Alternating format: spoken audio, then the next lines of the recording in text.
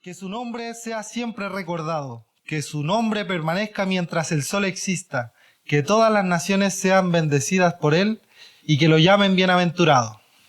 Bendito sea el Señor, el Dios de Israel. Solo el Señor hace maravillas. Juntos, bendito sea por siempre su glorioso nombre, que toda la tierra sea llena de su gloria. Amén y amén. Oremos. Padre nuestro que estás en los cielos, santificado sea tu nombre. Venga a nosotros tu reino, hágase tu voluntad en la tierra como en el cielo. Padre, te pido que hables a tu iglesia a través de este mensaje, que sea tu palabra la que transforme nuestros corazones, pues tu palabra es el pan que necesitamos hoy. Te pido que me uses, Señor, que tu Espíritu Santo me guíe a predicar tu evangelio, que tu Espíritu Santo use mi voz y mi meditación para exponer lo que nos quieres decir, y que todo aquello que no esté conforme a tus pensamientos sea rápidamente olvidado, pero que sí podamos recordar, reconocer, retener y poner en práctica todo aquello que demandas de nosotros en este día. Te pido todo esto en el nombre de Jesús el Cristo. Amén. Amén. Tomen asiento, queridos hermanos. Bueno, salmo para Salomón, escrito por David. Y para acercarnos primeramente a este salmo tenemos que hablar un poquito de su contexto. Este es el segundo rey de Israel, pero el primer rey de Dios para Israel.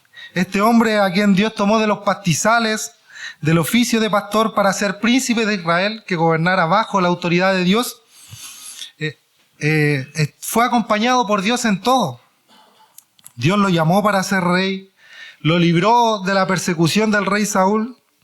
Dios exterminó a sus enemigos hasta que fue tan evidente para el pueblo también que ganó el favor del pueblo y fue puesto por rey sobre todo Israel. Este hombre que incluso después en la historia nos cuenta que falló en toda la ley, Dios le llama al arrepentimiento y le perdona. Un punto clave en la historia del rey David se encuentra registrado en el segundo libro de los Salmos, o sea, en el segundo libro de Samuel, en el capítulo 7, donde vemos a un David ya descansando de sus enemigos. Dios le había dado paz, había exterminado a sus enemigos, y en ese momento de reflexión, de paz, él se ve con una casa bien construida, con buenos materiales, y mira al arca del Señor, y mira este lugar que es donde Dios habita, el arca del Señor, y lo ve escondido detrás de cortinas. O sea, él hace la comparación en cómo estaba él y cómo estaba el lugar donde habitaba Dios en medio del pueblo. Y ahí es donde él desea construir un templo al Señor. Y le plantea esta inquietud, ¿cierto? Le plantea esta inquietud al Señor. Y en esta parte de la historia es clave para entender el Salmo, porque aquí es donde Dios le responde, tú no me vas a hacer una casa, yo te haré una casa. Le plantea esta inquietud y Dios le dice, yo te voy a hacer una casa. ¿Y qué significa una casa? Este pacto que Dios hace con David en este capítulo es un linaje. Dios establecerá una dinastía de la descendencia de David. Hará un linaje de reyes que gobernará para siempre y la misericordia no se va a apartar de este linaje. ¿Cierto? Lo que conocemos como el pacto davídico. Vemos también a David diciendo, ¿quién soy yo para recibir tales promesas? Señor, haz tu voluntad, que tus palabras son verdad, tú has prometido, haz conmigo como has dicho. ¿Cierto? Entonces, en el contexto de este salmo, es Dios, o sea, David, con esto en mente, está entregando el reino.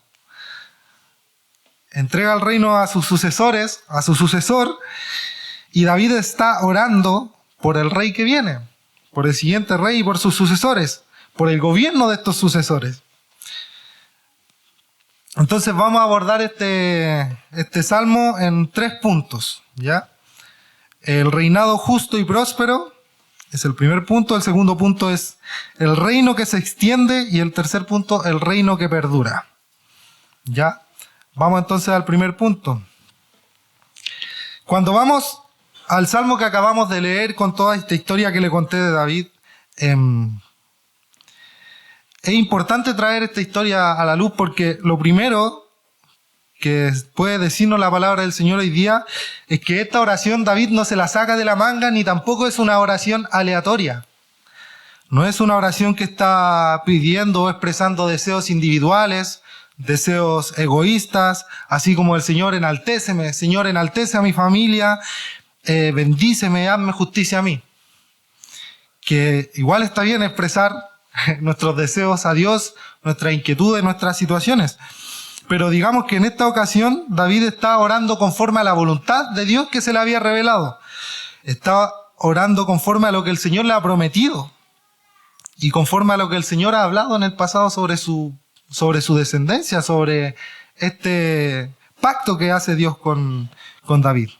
Por eso es muy saludable para nosotros que nos acerquemos a orar con los salmos de esta forma, porque estamos aprendiendo a orar con hermanos que sí expresaron sus situaciones, expresaron sus dificultades, sus emociones al Señor, pero también aprendieron a pedirle al Señor conforme a la voluntad que Él tiene y que está revelada.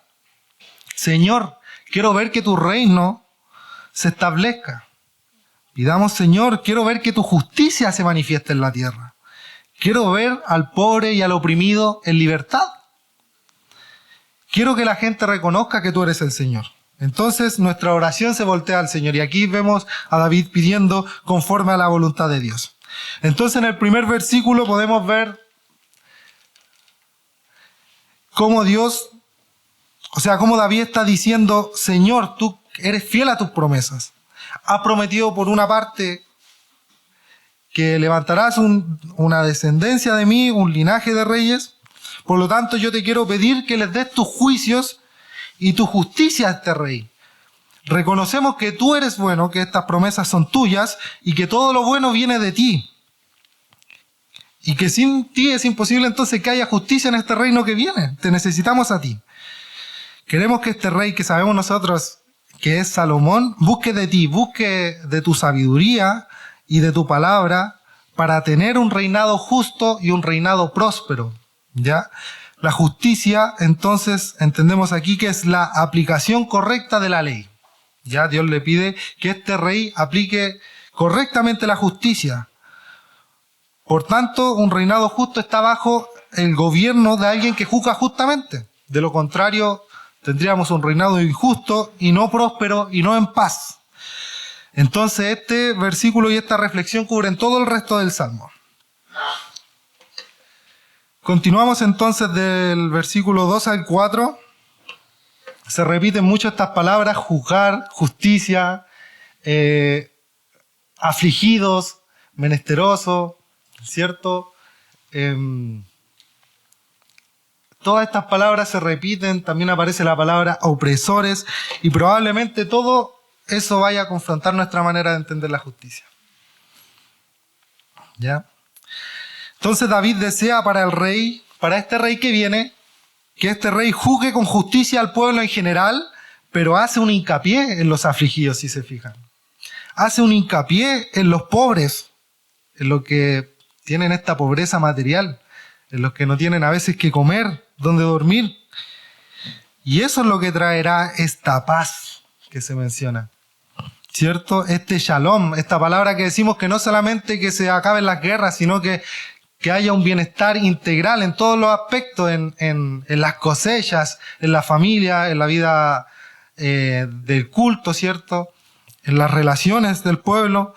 Entonces estas cosas son lo que traerán paz al pueblo. ¿Por qué David hace un hincapié en estas personas? Y es que en todas las épocas, hermanos, los que son más vulnerables en la sociedad, los pobres, son de quienes más se abusa. Son aquellos que son más olvidados y son aquellos que son invisibles a veces para nosotros. Algunos resultados del abandono, como hablábamos la semana pasada con nuestra hermana Dalia en la escuela bíblica. Algunos ancianos que son abandonados por sus familias. Algunos pobres que han pasado situaciones que lo han llevado a esa situación de pobreza, algún desastre natural, una enfermedad que ataca repentinamente y los deja hundidos en la pobreza. Y aquí entonces David eleva un clamor por ellos, que no sean olvidados, que no sean invisibles en este reino que viene, que no se les oprima a estos pobres. Y incluso va más allá. Aquí nos plantea esta cuestión de que la opresión es enemiga de la justicia. El opresor es enemigo de esta paz que se menciona acá, del shalom. Los gobiernos injustos, los malos gobernantes, hunden más en la pobreza a los que ya son pobres.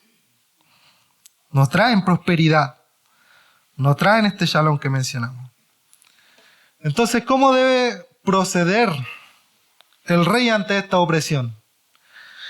¿Cómo debe proceder este rey ante este opresor? Y hoy día vemos que escapan de diferentes formas quienes hacen injusticia, ¿cierto? Con pagos, con multas, con algunas clases de ética, con arresto domiciliario, mientras se resuelve el caso, ¿cierto? Los jueces se dejan sobornar de pronto. Vemos que quienes pueden pagar para que haya una justicia favorable para ellos, salen salvos, impunes. Pero en este reino no, hermano. David desea para el pueblo, David desea para este reinado que se juzgue con justicia. O sea, esta palabra que dice aquí, que aplaste a los opresores. En el reino que David desea para su sucesor, este rey aplasta al opresor. ¿Ya? Hay justicia. ¿Ya? Este verbo es fuerte y los traductores de la Reina Valera también lo traducen como desmenuzar, como humillar, como quebrantar o romper. O sea, es todo lo contrario a las salidas que tienen algunas personas que infringen las leyes en el día de hoy, ¿cierto? Y producto de que nuestra sociedad ha abandonado la severidad y la justicia en los juicios, es que estamos en tiempos, hermanos, donde es muy escasa la justicia, ¿cierto? El pueblo en general vive con miedo a causa de la delincuencia y con rabia a causa de los fraudes, ¿cierto? Yo estoy sentado a las 6:40 en la pega en la mañana tomando desayuno y prendemos las noticias en el trabajo y vemos que cada día es peor. Y cuando es mejor es porque hubieron un poco de menos delitos que el día anterior, o un poco de menos fraudes, menos muertos que el día anterior, habiendo igual en esta sociedad este descontrol. Y tampoco al pobre se le hace justicia. Tampoco al afligido, a quienes son más vulnerables ante la injusticia, como les decía. Y esto debe despertar en nosotros, hermanos, un malestar, una queja. Y no tengo para qué decirlo, yo creo que a todos ya nos tiene un poco sobrepasada la situación en la que vivimos. Y sería raro que estuviéramos súper tranquilos ante la injusticia, que no nos hiciera mal, que no nos mantuviera inquietos de pedirle al Señor, Señor, trae un reinado justo, trae un gobierno justo, ¿cierto? O que el Señor venga ya y establezca su reino definitivamente.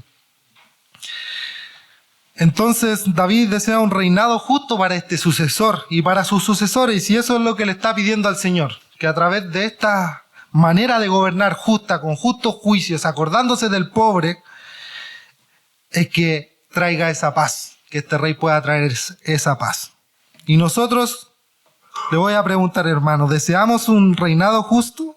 En nuestro caso, ¿deseamos un gobierno justo? Entonces, ¿qué es lo que tenemos que hacer? Lo primero es que, como está haciendo David aquí en este salmo, es que le pidamos al Señor que haya paz, que le pidamos al Señor que le dé sabiduría a los gobernantes para gobernar al pueblo. Y eso, como decía nuestro hermano Diego, eso es interceder por los demás, ¿cierto? Pidamos a quienes tienen la responsabilidad que terminen con esta avalancha de delincuencia, con estos fraudes, que se juzgue correctamente a quienes tienen las licitaciones falsas, con estos ladrones que se llevan montones de plata y quedan impunes, ¿cierto? Eso hay que pedirle al Señor. Y todo esto hunde más en la pobreza a los que son pobres. Y también pidámosle al Señor que les dé sabiduría para que estos gobernantes puedan abordar el tema de la pobreza, puedan abordar el tema de la escasez, de la precariedad, políticas para adultos mayores, las viudas. Debemos orar por esos motivos, por los débiles, para que sean recordados por estos gobernantes. Y como iglesia también tenemos un deber, y yo pienso que primeramente nuestro, involucrarnos en estos temas. Involucrarnos para hacer retroceder la injusticia. Y también Dios nos llama a preguntarnos cómo tener un cuidado del pobre y del afligido. un punto de partida pueden ser las limosnas, ¿cierto? Recuerdo una tarea del Diego con respecto a las limosnas en la historia de la iglesia, y buscando un poco encontré que en la Escritura nos dice que ante los ojos de Dios dar limosnas es una acción justa. Es una acción justa. Y también si ya somos partícipes de ofrenda a ministerios de ayuda que se involucran para ayudar a los que tienen menos, seamos aún más intencionales, seamos aún más sistemáticos en nuestra ofrenda para esos ministerios. ¿Cierto? Entonces, todo esto responde a la pregunta de ¿cómo podemos ser nosotros un reflejo del gobierno justo de Dios?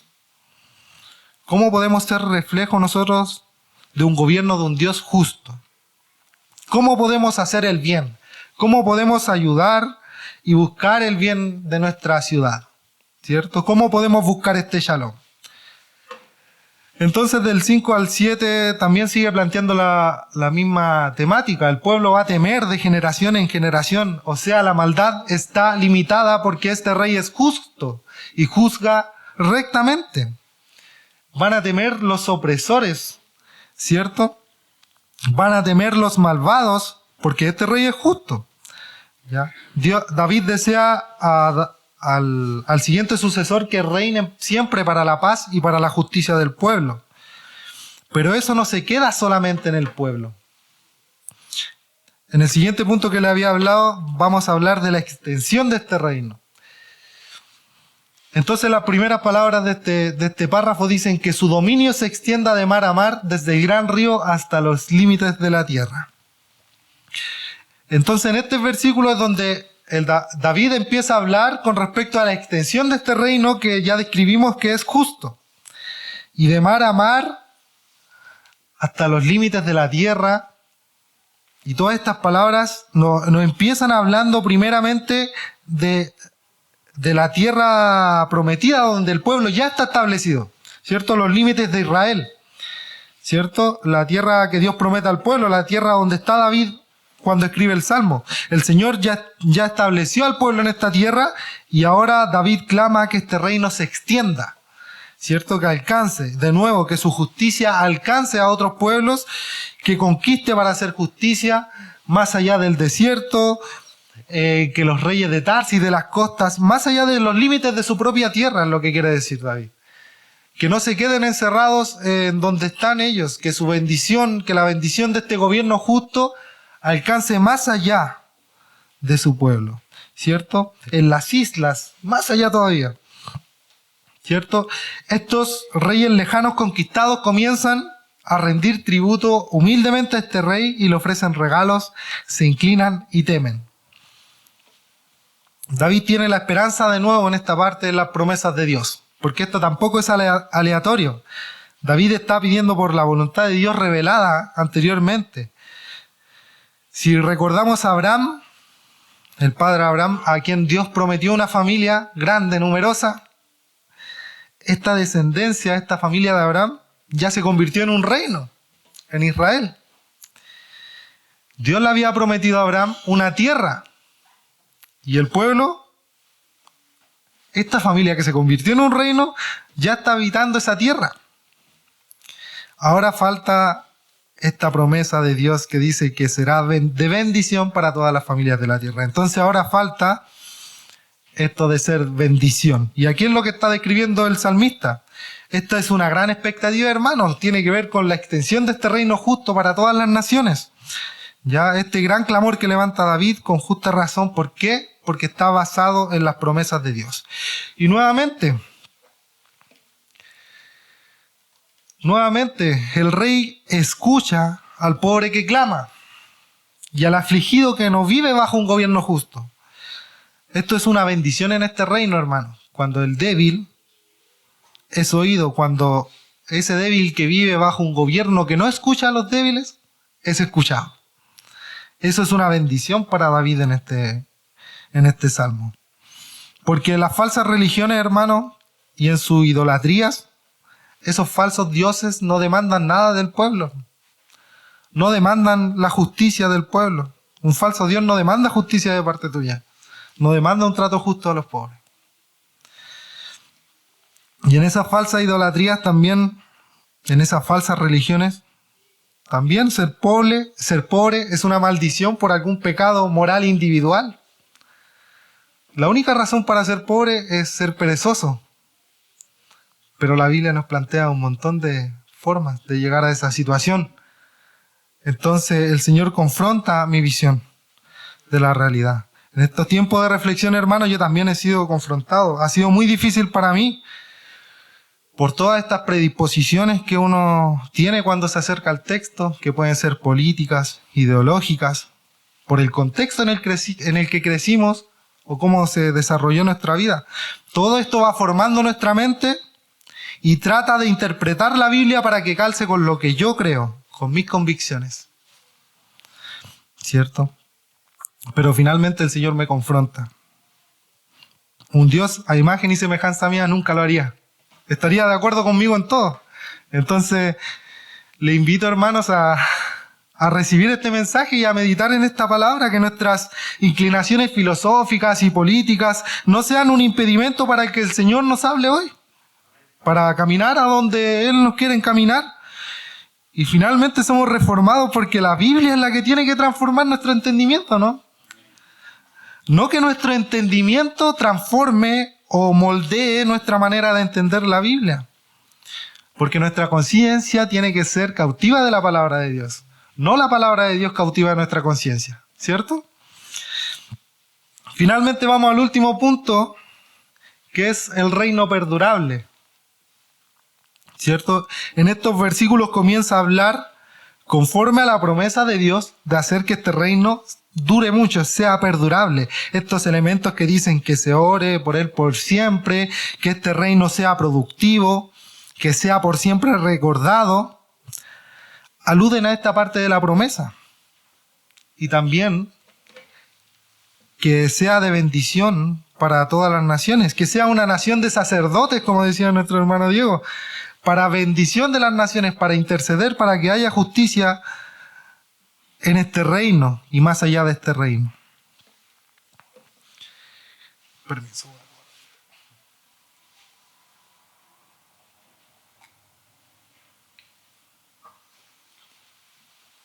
Entonces, aquí David está deseando que este reino sea perdurable.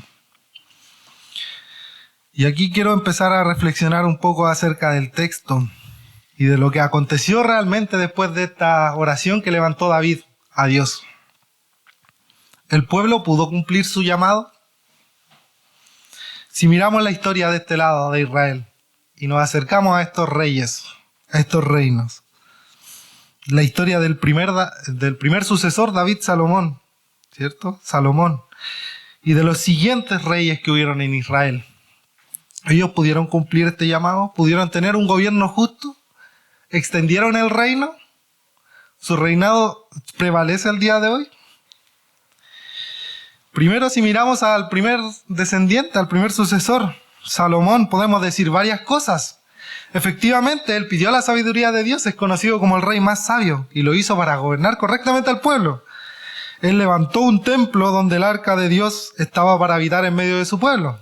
Empezamos como avión, como dicen algunos. Y en gran parte este reinado fue justo y próspero en el principio. Tuvo buenas relaciones con los vecinos, lo ayudaban a traer materiales, etc. Hasta que el corazón del hombre, que siempre se inclina al mal, actuó en la vida de Salomón. Hizo lo suyo el corazón de Salomón. Y la historia de la Biblia nos cuenta cómo este rey se casa con mujeres extranjeras, introduce la adoración a ídolos, permite la idolatría en el pueblo, nunca la corta, y así es como este reino fructífero comienza a decaer. El rey Salomón rompe cada una de las reglas establecidas para los reyes. El Levítico comienza a establecer trabajos forzosos para las naciones vecinas y aún trabajos forzosos para el propio pueblo. Al contrario de ser un rey justo, este sucesor terminó siendo injusto e idólatra. Al contrario de que este rey extendiera su justicia a las demás naciones, las oprime, y por causa de esto incluso se divide el pueblo. En vez de extenderse, se divide, quedan solamente dos tribus para el reino del sur, para Judá. Todo lo contrario a lo que veíamos que clamaba David, de que este reino se extendiera. Si vamos derechamente a los reyes de Israel, también vemos como tanto en el reino del norte como en el reino del sur, el pueblo y los reyes se inclinan al mal. No pueden vivir en justicia. Se inclinan a la idolatría, a la injusticia, a la opresión, al abandono de la causa del afligido y del pobre. Y producto de esto es enviada al exilio. Entonces, si miramos la historia, ¿dónde está este reino perdurable? ¿Dónde está este reino que se extiende? ¿Dónde están estas promesas de Dios de un reinado justo? ¿Dónde está esta nación que es de bendición para las naciones? Vemos más adelante al pueblo volver del exilio, pero ya no es lo mismo, hermano. El pueblo se inclina al mal constantemente. El templo ya no es tan glorioso como antes. No se respeta el día del Señor. Se unen en yugo desigual. Dios no desciende a habitar entre ellos. ¿Dónde están estas promesas? ¿Dónde está esta gran expectativa que tenía David de un reinado justo, de un reinado próspero, de un reinado que se extiende y que dura para siempre? Hermanos, el Evangelio del Salmo 72 es el siguiente. Cuando se cumplió el tiempo determinado por Dios, de María Virgen nació un descendiente de David, anunciado por los ángeles, anunciado por la ley, anunciado por los profetas y por el último y más grande de los profetas, dice Jesús, por Juan el Bautista. El Hijo de Dios, el ungido, este rey, el Mesías esperado, el único rey justo. Juan el Bautista llama al pueblo a despertar. ¿Por qué? Porque el juicio divino es una realidad inminente. Nadie escapa al juicio. Jesucristo viene con un aventador en la mano y los llama a arrepentirse y a bautizarse para ser lavados y sus pecados perdonados. Y cuando Jesús predica el Evangelio, si usted se fija, también usa estas palabras que son: el reino de los cielos se ha acercado. El reino de Dios se ha acercado. Y si se fija, dice, el editor dice, Jesús predicando el Evangelio dice, el reino de los cielos se ha acercado.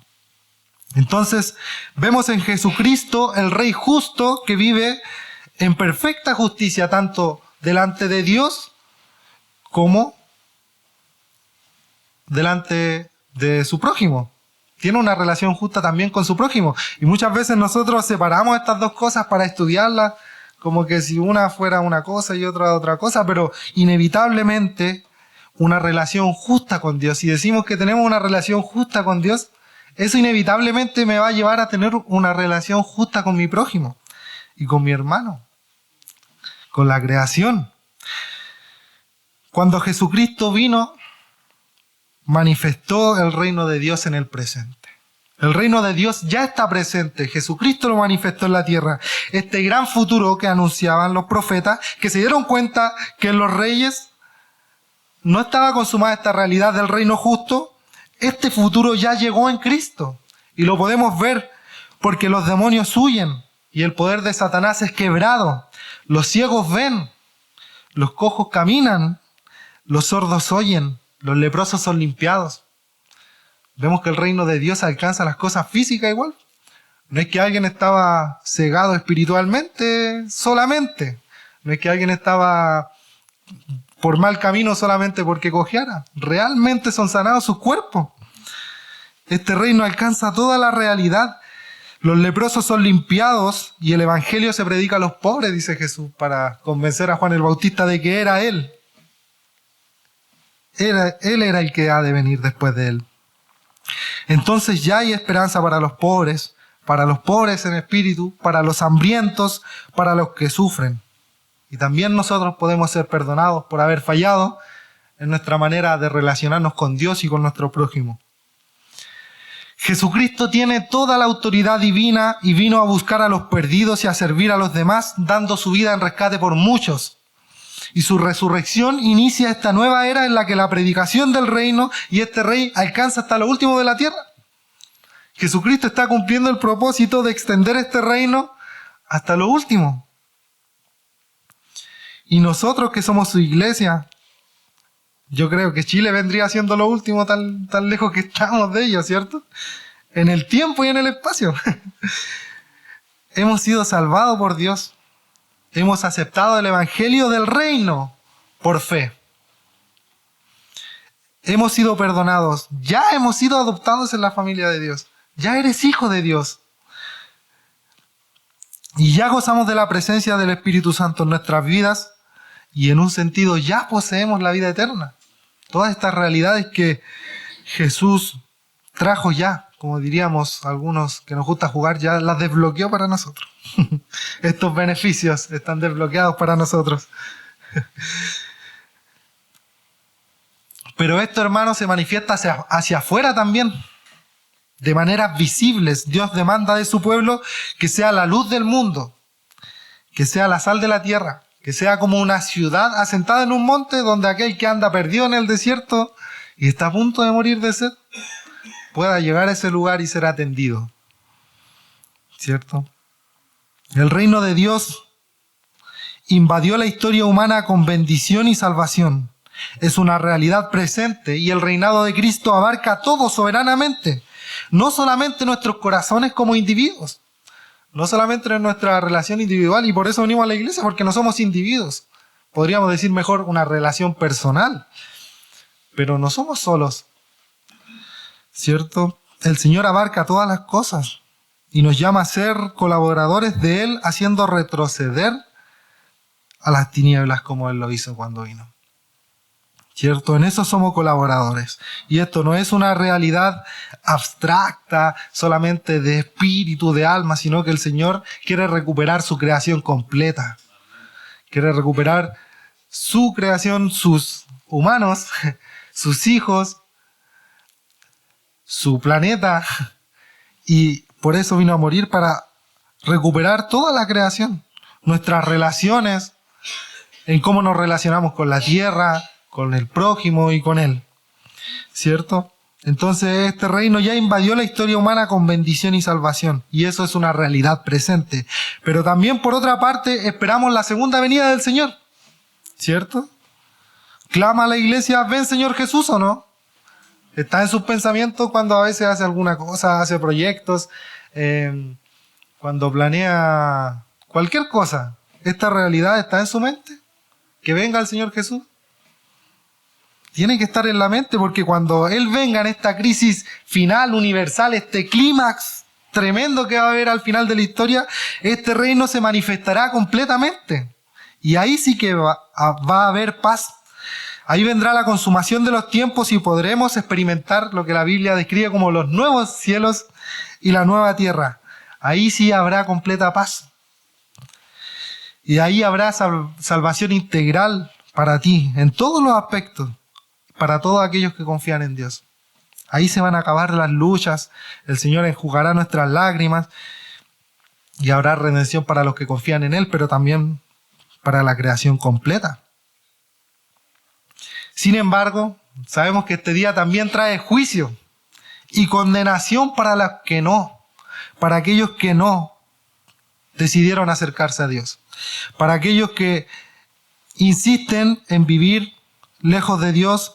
Y Dios vengará toda injusticia. Dios condenará a todos aquellos que viven lejos de Él, y esto trae abuso, opresión, y esto trae ese comportamiento que es aplastar a los débiles, ¿cierto?